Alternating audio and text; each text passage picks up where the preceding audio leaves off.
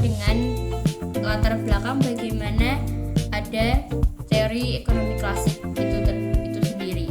Pada abad ke-18 muncul seorang ekonom besar bernama Adam Smith yang dikenal sebagai bapak ekonomi klasik.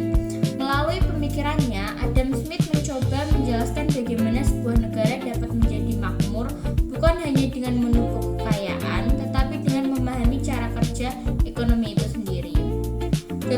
Gagasan tersebut kemudian ia tuangkan dalam karyanya The Wealth of Nations.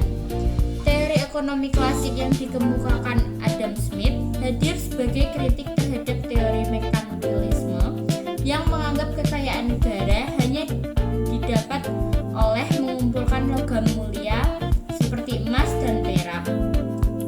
Berbeda dengan pandangan tersebut, Adam Smith menegaskan bahwa kekayaan negara justru berasal dari aktivitas produksi seperti kegiatan pabrik dan perusahaan yang mampu menghasilkan barang dan komoditas bernilai. Dari sinilah lahir pemahaman bahwa produktivitas dan kerja manusia menjadi kunci utama kemakmuran suatu negara. Selanjutnya yaitu makna dan tujuan dari ekonomi klasik itu sendiri.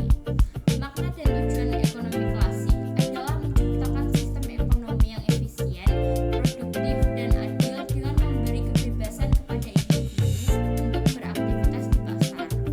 Teori ini bertujuan mendorong perkembangan industri dan perdagangan melalui persaingan yang sehat tanpa terlalu bergantung pada campur tangan pemerintah yang bersifat protektif. Dengan memberikan mekanisme pasar berjalan secara alami, teori klasik meyakini bahwa pertumbuhan ekonomi akan meningkat, sehingga pada akhirnya mampu membawa kesejahteraan bagi masyarakat secara keseluruhan.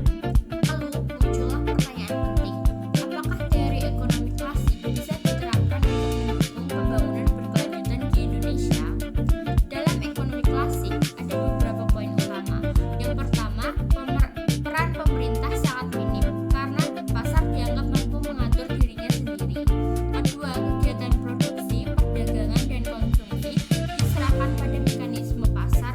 Dan ketiga, adanya spesialisasi kerja untuk meningkatkan efisiensi. Namun, konsep ini tidak sepenuhnya berjalan dengan pembangunan berkelanjutan. Prinsip laissez-faire berpotensi memicu monopoli dan eksploitasi sumber daya alam secara berlebihan. Padahal pembangunan berkelanjutan menuntut keseimbangan antara pertumbuhan ekonomi, pemerataan sosial, dan kelestarian lingkungan. Beberapa pemikir klasik sebenarnya sudah menyinggung isu keberlanjutan. Adam Smith menekankan bahwa sumber daya alam